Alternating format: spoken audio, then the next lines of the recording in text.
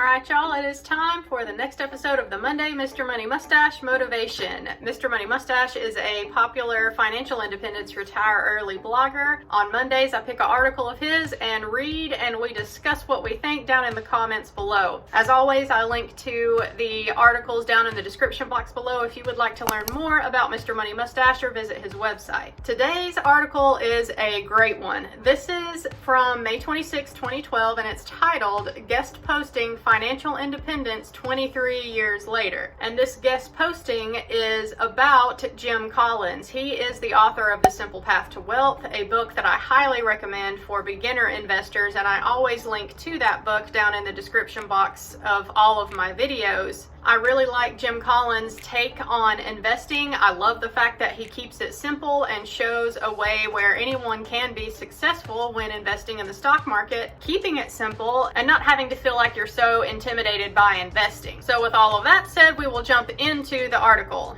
Guest posting Financial Independence 23 Years Later. Foreword by Mr. Money Mustache. A few months ago, a new reader showed up at this blog and joined the conversation in the comment sections of the articles. It was a guy named Jim Collins. He was wise, funny, well-spoken, and skilled in the use of swearing.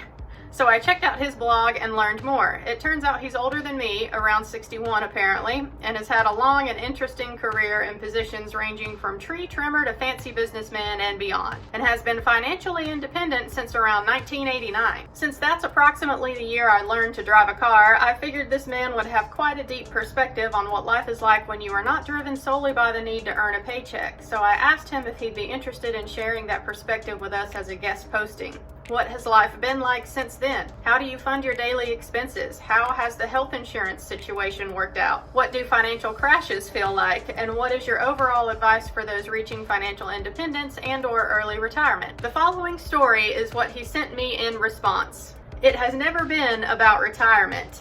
For me, it has never been about retirement. I like working and I've enjoyed my career. It has been about having options. It's been about being able to say no. It's been about having FU money. I started working when I was 13, even earlier if you count selling fly swatters door to door and collecting pop bottles from the side of the road for the deposits. For the most part, I've enjoyed work and I've always loved being paid. From the beginning, I was a natural saver. Watching my stash grow was intoxicating. I've never been sure how this started. Might be hardwired into my genes. It might be my mother seducing me with the image of the red convertible I'd be able to buy when I turned 16, but that was not to be. My father's health failed, and shortly thereafter so did his business. My savings went to pay for college, and I learned it is a fiscally insecure world. Convertibles came later. To this day, it stuns me to read about some middle-aged guy laid off from his job and almost instantly broke. How does anyone let this happen? Of course I know it's common, but still. So long before I heard the term, I knew I wanted FU money. If memory serves, it comes from James Clavell. In his novel, Taipan, highly recommended by the way, a young woman is on the quest to secure $10 million. She calls it her fuck you money. And $10 million is far more than it takes, at least for me, but it put a face to the goal. The other thing I quickly figured out is that financial independence is at least as much about being able to live modestly as it is about cash. Here's my favorite parable.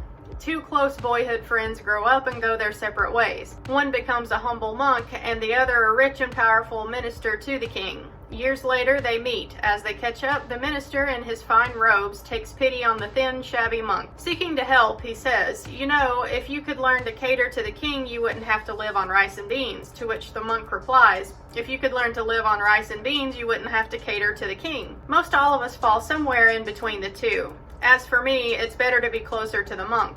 Enough FU money isn't necessarily enough to live on for the rest of your life. Sometimes it's only just enough to step to the side for a while. I first had mine at age 25 when I'd managed to save the princely sum of $5,000. This after working 2 years at $10K per year. It was my first professional job and it had taken me 2 long post-college years supporting myself doing minimum wage grunt work to find it. But I wanted to travel. I wanted to spend a few months bumming around Europe. I went to my boss and asked for 4 months of unpaid leave. Such a thing was unheard of in those days. He said no. Back then, I had no idea that working relationships were negotiable. You asked, your employer decided and answered. Done.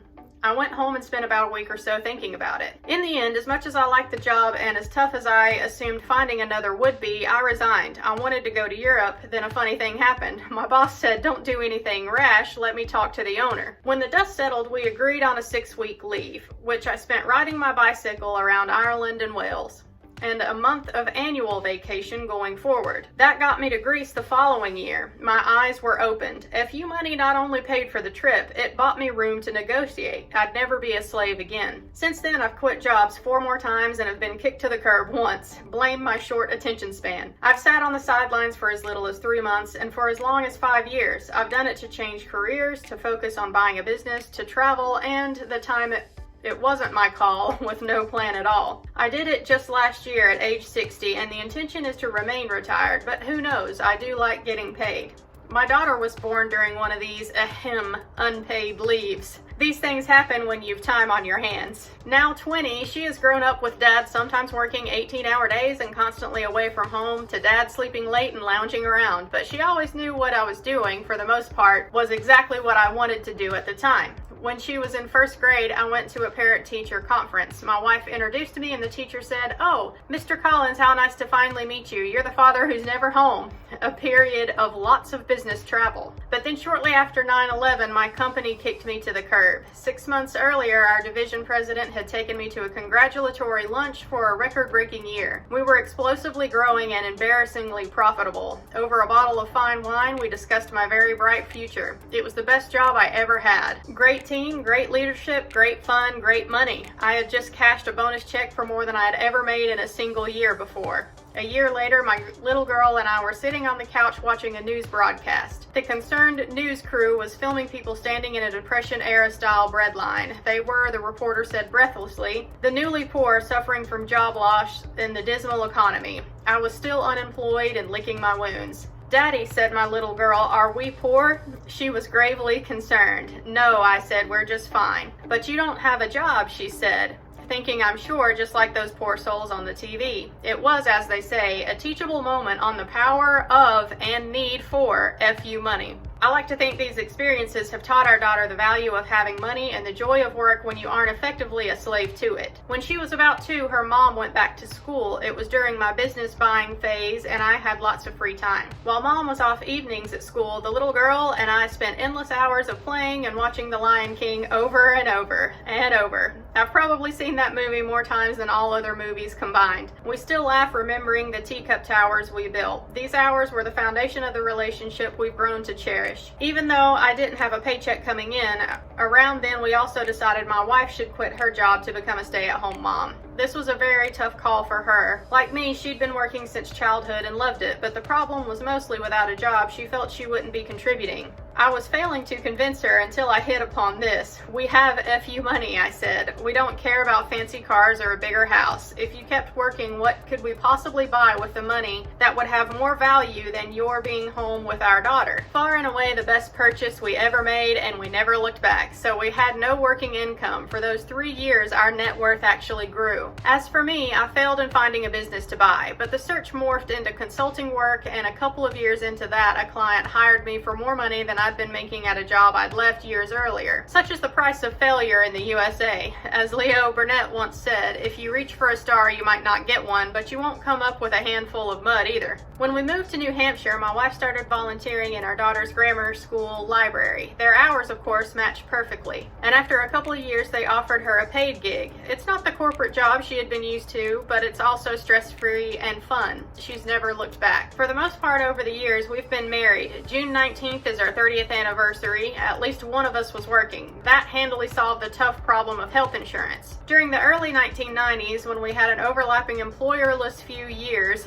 we bought a high-deductible catastrophic health plan. It is too long ago to remember the details, and they likely wouldn't apply today anyway, but that's what we'll seek out if and when my wife decides to hang it up before we hit 65 and Medicare. For now, she loves her school district job and the time off it gives her for our traveling. On my own blog, I've outlined what we own and why we on it, so I won't bore anyone here. If you check, you'll see it is the soul of simplicity: 3 index funds and some cash. You'll also see that I'm not a fan of the multiple income stream school of investing. Simple is, in my book, better. So no cattle, gold, annuities, royalties, and the like. My small pension from the one company where I worked long enough to qualify, I took as a lump sum and rolled it into my IRA. There are also a couple of leftover investments from earlier times. We're burning those up as we need the cash. These represent the last remnants of the many investing mistakes I've made over the years. Most revolved around the idea that I could pick investments that would outperform the basic stock index. It took me far too long to accept just how vanishingly difficult a task that is. 3 things saved us. Number 1, our unwavering 50% savings rate. Number 2, avoiding debt. I've never even had a car payment. Number 3, finally embracing the indexing lessons Jack Bogle perfected 40 years ago. Looking back, what is striking to me now is how many mistakes I've made along the way, and yet those 3 simple things got us here. That should be encouraging to anyone out there who has made poor choices along the way and who is ready to change. What a wonderful advantage a blog like Mr. Money Mustache provides. Set aside the specifics, just knowing that financial independence is possible short of winning the lottery is huge. When my journey began, I knew no one who was making the choices we made. I had no idea where it would or could lead. I had no one to tell me stock picking was a sucker's game, or more importantly, that swinging for the fences isn't needed to reach financial independence. That alone would have saved me the $50,000 of my money Mariah International, a gold mining penny stock, burned through while failing to make me rich. So now I'm again retired and it feels great. I love not having to keep regular hours. I can stay up till 4 a.m. and sleep till noon, or I can get up at 4:30 and watch the sun rise. I can ride my motorbike at any time the weather or my pals beckon. I can hang around New Hampshire or disappear for months at a time to South America. I post on my blog when the spirit moves me, and I might even get the book I've always wanted to write finally done. Or I can just sit on the porch with a cup of coffee and read the books others have written. One of my very few regrets is that I spent far too much time worrying about how things might work out. What a waste, but it is a bit hardwired into me. Don't do it. Instead, live on less than you earn, invest the difference, and avoid debt. Just do these 3 things and you almost can't help but succeed. But what if disaster strikes? My biggest fear these days, and this is evidently common, is a major health failure. That, of course, would derail everything. Moreover, if you live long enough, it is inevitable. If accidents don't take us, we will all eventually sicken and die. Circle of life. See, watching The Lion King over and over sunk in. The older I get, the more real that becomes. My response has been to increasingly hold each day precious. I've become steadily more relentless in purging from my life things, activities, and people who no longer add value, while seeking out and adding those that do. Financial disasters are less concerning. We can always adjust our living standard, and we are open to moving to far less expensive corners of the planet. We might just do that anyway. It's a big, beautiful world out there. Money is just a small part of it. But FU Money buys you the freedom, resources, and time to explore it on your own terms, retired or not. Enjoy your journey. All right, so that was a little bit of insight into J.L. Collins, and that is, again, the author of The Simple Path to Wealth, the book that I recommend about investing and keeping it simple and building wealth. He really gets it, y'all. He realizes that it's not about the money, it is about the freedom. It is about the time freedom, because we all have a limited amount of time here on this planet, and we should all be striving to be free to do with that time whatever we want. Whatever truly lights us up every day is what we should do every day. Yet the vast majority of us are chained to jobs that we may or may not like because we have bills to pay, and so few ever consider that there might be a better way to go about life than just working a 9-to-5 until you're 65 and retire. So yeah, I had to share that one on the channel. Like I say, the link to that blog post is down in the description box below, and I also have a link to J.L. Collins's book, The Simple Path to Wealth, if y'all are interested. Thanks for watching this video. If you made it to the end, I will catch y'all next Monday for the next episode of the Monday Mr. Money Mustache Motivation. Bye, y'all.